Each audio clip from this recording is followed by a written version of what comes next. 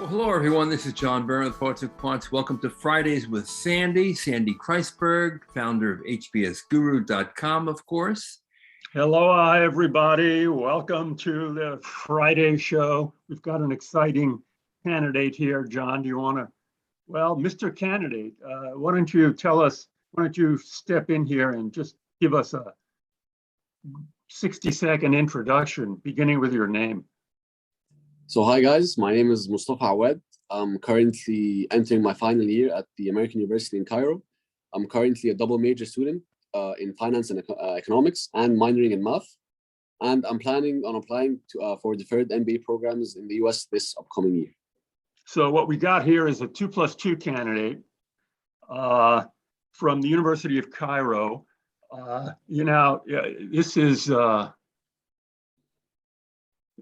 This is important. Do you know people from the University of Cairo who go to Harvard Business School, or have or anyone even people from Egypt to attend Harvard Business School?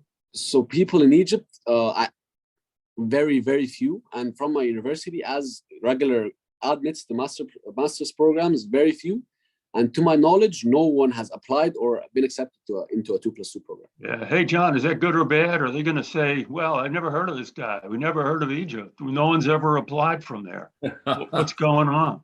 I'm sure that Egyptians have walked into Harvard Business School in the past. They've walked in like Egyptians, and to paraphrase a famous song of years ago, but there are few, and that's a big advantage for Mustafa, because obviously all these business schools he's applying to, and that includes Stanford, Wharton, MIT, Northwestern, Chicago, Booth, Columbia, and Berkeley Haas, applying all of them deferred admission, are looking for people from the Middle East. In fact, in the latest Harvard class that just entered this fall, 3% are from the Middle East. That's triple what they were a year ago. Of course, that was depressed because of the pandemic anyway. I think most of those folks are not from Egypt.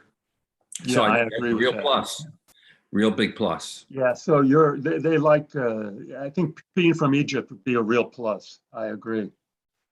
The other thing is there is some gold on this resume, and it occurs as a virtue of a summer internship at Procter & Gamble and an earlier internship at a big commercial bank in Egypt. In fact, the largest commercial bank in the country. There are a couple more internships as well, but P&G and being at Egypt's largest commercial bank, that's a big deal. So you come from Egypt. You're a male, no one's perfect. You've got these great internships at P&G and the biggest commercial bank in Egypt. And you've also you've also had a lot of competition victories. Could you tell us about that? What are you in this stock market simulations? So there was 1 year I entered stock simulation competition as a sophomore. So I was, I think, the youngest participant in the competition. And it was a 2-week stock trading competition. And I earned first place with a return of 49% over 2 weeks. How'd you do that? What'd you pick? It was very Apple, risky. or you're not allowed to do that? Excuse me, sorry? What stocks What did you invest pick? in? It was penny stocks, to be completely honest, because given a 2-week time frame, if I invest in the big stocks, I wouldn't make any return. And I was either going to be first place or last because of how risky. That's right. Penny stocks would be the way to do it. I agree. Oh my goodness. Now, Sandy, would you give this guy any money? Not to invest in penny stocks. I might give him some money for other reasons. Exactly. Now, you also were a winner in a hackathon. And there were 128 regional teams across the Middle East, which was pretty impressive. And you developed an HVAC COVID-19 filter, right? Yes, correct. It was at the time when we looked on the internet, it was the only HVAC filter on the planet. We tried to roll it out and send it for free. We didn't even want any money for it, just to mitigate the effect of the pandemic, but we weren't able to do so. Good. And then you've got this item on your resume called the Entrepreneur Society, which is Yes. also impressive. What could you tell us about that? So this is one of the student-run clubs at my university, which promotes entrepreneurship and business. So as I was formerly the fundraising head, and as the fundraising head, we were responsible to acquire sponsors to be able to fund our competitions, which run throughout the year. And one of the sponsors we were able to get was the National Bank of Kuwait. Yeah, how did you do that? I'm impressed, man. It was a very unorthodox way of getting the sponsor. I worked my way up from the call center until I can get a contact somewhere inside. And once I did, I sent them the you told me proposal. this in our pre-interview. So you just called in on the general complaint number where people say, hey, where's my deposit slip? Or, I was in your branch bank and it was a little dirty. You're calling in the idiot complaint number. And from that, you managed to work your way into an internship? Yes, they threw me around multiple operators. I think they didn't Threw you believe around. what I I'm was asking. surprised they didn't come to your house and disconnect your phone. Block your call. I think they were surprised too from my request. And then you got them to sponsor you. Now, what we didn't mention, we know that raw stats are obviously very important in any MBA admissions. Your GPA is very good, 3.96. And then you've taken a practice GRE test. You actually have not sat for the exam. You didn't study for it, but you got a 310. Yes. Now, we know that the median GRE score at Harvard is now 327. And the difference between the 310 and the 327 is massive in the GRE scoring. And when you look at the breakdowns, you see you're a point below on the quant, which means you're in pretty good shape. A point below the median, 163, the median is 164, but you're way down on the verbal. You got a 147, and Harvard, the median is 163. Now, you have plenty of time to study before you take that exam. I'm going to ask Sandy, how important is it that he at least score the median on the GRE? Well, it helps, but let me tell you, if they're going to take, the median means there are people below that, John, if I remember this correctly from my half of them below grade. Yeah. And I think Mustafa could easily be one of those guys. So, make it easy for yourself, study, try and get as high a score possible. But if we just fool around with this and you ask me a hypothetical about, how low you could go and still possibly get in, you could go pretty low. You're a very attractive candidate. You're from Egypt. You've worked for leading Western companies like Procter and Gamble. You've got a great GPA, which means, what are the three things that count at Harvard Business School, John? Three things. I would say the GMAT, or the GRE, the GPA, and where you work. No, sit still, shut up.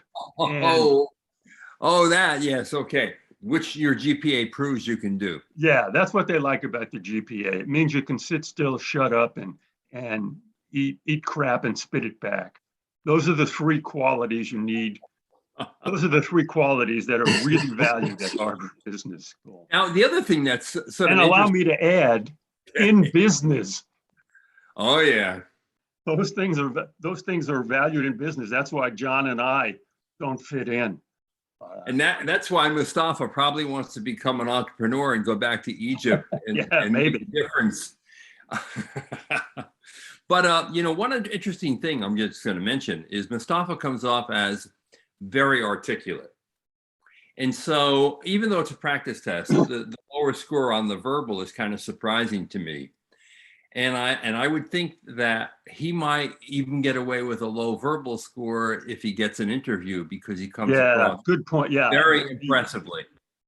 I agree with you. Your verbal skills are fine. And they'll wink at a low verbal score. if if you can get an interview. Right. But that's what we got to focus on. Gustav, is there anything we haven't mentioned that's important? I think my entrepreneurial activities or endeavors, which I do on the side next to my academic life, I guess.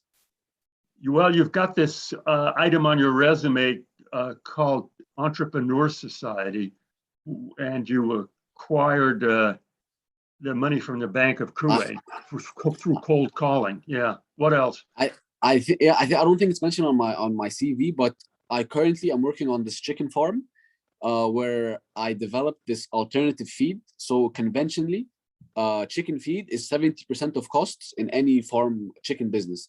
But I currently developed this organic free feed, which completely removes that. So 70% of costs are completely gone, and it's free to make, and it's organic. And I'm currently testing this with. Is this a product or a process or what? The food itself, it's this combination. So traditional chicken food is corn. They just feed them corn in Egypt. But I to make up for the macro component or buildup, so I combine this organic plant with fat and some sugar, so molasses.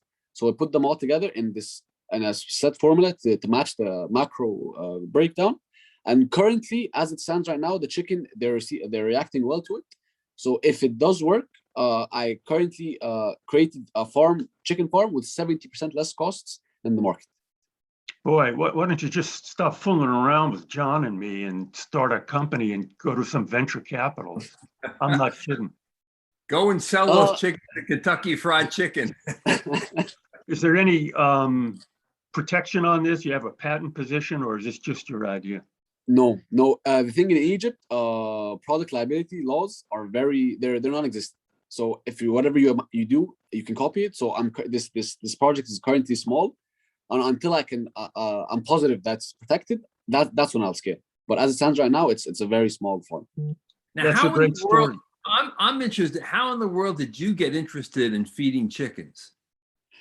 Well, the thing is, I raised a lot of animals in the past. So I raised pigeons, I raised rabbits. So like why I got into it, I don't know. But the hangars were available, and I said, why not try chicken farming? And then I came across this food solution. I'm like, let's try it. Why not? All right, John, what are this guy's chances at? Is Stanford on your list? Yes. It's on his list. Yeah. And we're talking 2+2 and early decision at Stanford, Wharton, MIT. Man. Yes. All deferred. Yeah. You're that's a hyper competitive little. It's going to be dependent on that GRE score, bucket because that's the only unknown right now. For 2+2, if you've got a median GRE or better, that would be helpful. Let me say this, as a regular applicant, they might take you with a low GRE. You got a lot to offer, man. You've got a lot of accomplishments. You're from Egypt. You've done some do-gooder work. You've led other people. You've worked at blue chip Western companies. And you've got improved chicken feed. That could be your X factor at Stanford. People at Stanford need an X factor, and what you've got is improved chicken feed. That's saying something. That's my roundup. I think your chances in the 2+2 program are very good. Let's just end this with like a brief mock interview question. Okay. Could you tell me about your decision to attend the American University in Cairo? Okay. I initially wanted to travel abroad and study, but I couldn't. So there was where'd you go to high school? In Egypt and Saudi Arabia. So I lived in Saudi Arabia for 15 years before moving to Egypt. So you're an Egyptian passport holder? Yes. But your family grew up in Saudi Arabia? Yes. That's also a plus, man. I don't think there are many, well, there are probably more Saudis than Egyptians, but that's a real plus. And then what high school did you go to? I went to the American International School of Egypt. So it's one of the top schools, I guess. That's a leading high school. Yeah. That's the name of it, and it's in Saudi? That's in Egypt, because I moved schools when from Saudi to Egypt. I see. Okay. And then, so that's where you are now. You're in Yes, in Egypt. in Egypt. Good. Well, you got a lot to offer. I think 2 + 2 is hard, but what are you going to say in the essay? I Let's just deal with Harvard, which is, you know the Harvard essays. What else do you want us to know? I guess I'll try to highlight my dimensionality in a sense. So chicken farm, in a way, I have this small NGO in another aspect, competitions. So I'm not one-dimensional. I believe I have multiple skill sets, I guess. Yeah, I agree. I would just say, this is my outline for open-ended essays. My goal, fill in the blank. My goal is to do blank, and several important personal and professional events have influenced me. Fill in those blanks, just in outline form. I want to pursue entrepreneurial endeavors in Egypt, and several accomplishments which show that I can or will do it is, for example, being able to manage multiple teams across multiple sectors. For example, in the farm, I'm working with farmers in a sense, university, with the clubs, with students and the sponsors. So I feel that what I did throughout my academic or university experience. Yeah, that's the rough idea. You got to fill it in. Yeah. Here's I don't know if we'd talked about this. It's been a long time since we started talking, and I can only remember things for about a minute. But do you have any role models you could point to? Rome. I get two. I guess there's two. My dad and Warren Buffett. Well, Warren Buffett is kind of generic, and your dad. Generic as well? Well, he could be, unless he's done a similar things, or you want to go into family business. I mean, my dad's story, I guess, from college, he was supposed to, well, my grandfather died when my dad was in college. So from a young age, he was responsible for raising the family and starting his own, or entering his work life, I guess. And on his own, he has built himself up, I guess. So that's why you could use him as a role model. Name Okay. 2 or 3 others. Is there anyone who is? We don't have. These don't have to be known to us. Okay. They just have to be people you could point to. Joe Blow is a real role model to me because he did this and this. He could be Egyptian or Saudi or whatever. I mean, there's nothing off the top of my head right now, but that's an important piece of research. It's really helpful. It's the easiest way to describe what you want to do in both an essay and an interview. You go, my goals are blah, blah, blah. Role models for me are 1, 2, and 3. And I've been influenced in these goals by the following experiences. Okay. Man, that's the ticket. That's the ticket to ride in this game. I say it every week, and nobody seems to listen, but that's okay. Okay. I have a question, if you don't mind me asking. Not at all. Is there? Should I take the I'm currently planning on taking the GRE. Should I take the GMAT instead, or is there any preference towards particular test? You should figure out which one you do better on. Okay. Is that possible? I think it's the GRE. Then take the GRE. Okay. A higher score is better than a preference. They just want the numbers, man. Okay. Okay. On behalf of John Byrne, our missing the Holy Ghost here, and and myself, the HBS guru. It was great talking to you. You've got a great future. I think I usually don't say this about 2+2 applicants, but man, you've got a lot going for you. I expect you to be interviewed for sure at like HBS, and there's just, you got the numbers, you got the powerful accomplishments, you've got a good personal story. I expect to be reading about you. Okay. Hopefully. And maybe send me some chicken over to the US. I'd be happy to check it out. Thank you for having me. Adios. Bye-bye.